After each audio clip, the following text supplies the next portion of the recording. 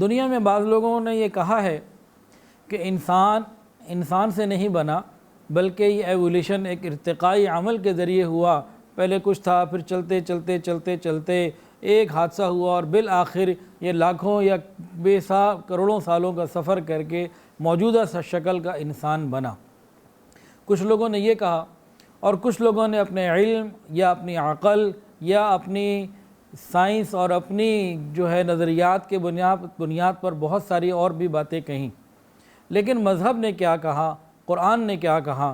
قرآن نے یہ کہا کہ اللہ رب العزت نے حضرت آدم علیہ السلام کو سب سے پہلے پیدا کیا، ان کے بعد اماں حوا کو پیدا کیا، اور آگے اس نسل انسانی کو جاری فرمایا۔ علم کا اور وحی کا، علم عقل جس میں ہمارے تجربات وہ سائنسی ہوں یا عقلی ہوں یا فلسفیانہ باتیں ہوں، یہ سب شامل ہیں۔ اس طرح کے تمام علوم اور مذہب، ان دونوں میں جب بھی کہیں تضاد آیا ہے نا، یہ بات یاد رکھنے کی ہے کہ وحی الہی مذہب کی بات ہمیشہ اٹل رہی، اس میں کوئی تبدیلی نہیں آئی۔ اور جب دنیاوی علوم نے اس کو نہ مانا، اس کا انکار کیا، اس انکار کی وجہ کیا ہوتی تھی کہ ان کے پاس سارے پردے اٹھے نہیں ہوتے تھے، علم ان کا ناقص ہوتا تھا، مکمل نہیں ہوتا تھا۔ اور جب ان کے علوم کھلتے چلے گئے اور وہ پردے کھلتے چلے گئے، تب انہوں نے اس حقیقت کو مانا جو قرآن اور حدیث کے اندر وحی الہی میں بیان کی گئی۔ یہ ایک اصول ہے، یاد رکھیے کہ علم اور مذہب کے درمیان اگر کسی وقت بھی تضاد نظر آیا تو نتیجے میں علم کو اپنی جگہ چھوڑنی پڑی اور وحی الہی کا فیصلہ اٹل اپنی جگہ پر رہا۔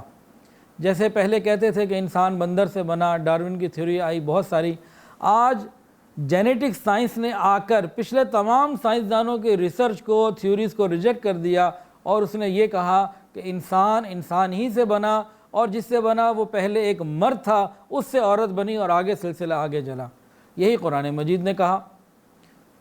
تو جو بھی کچھ قرآن اور وحی کے ذریعے بتایا گیا یہ اٹل ہوتا ہے۔ اگر آج کوئی بھی علم یا سائنس یا کوئی بھی تجربہ قرآن کے خلاف اگر ہے تو اس کا مطلب یہ ہے کہ وہ علم ان کا ابھی نامکمل ہے۔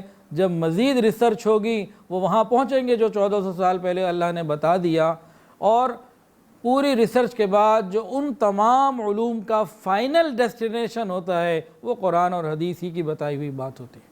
یہ ہمارے لیے کتنی حوصلہ افزا بات ہے کہ اللہ رب العزت نے ہمیں ایمان ماں کی گود میں عطا فرما دیا۔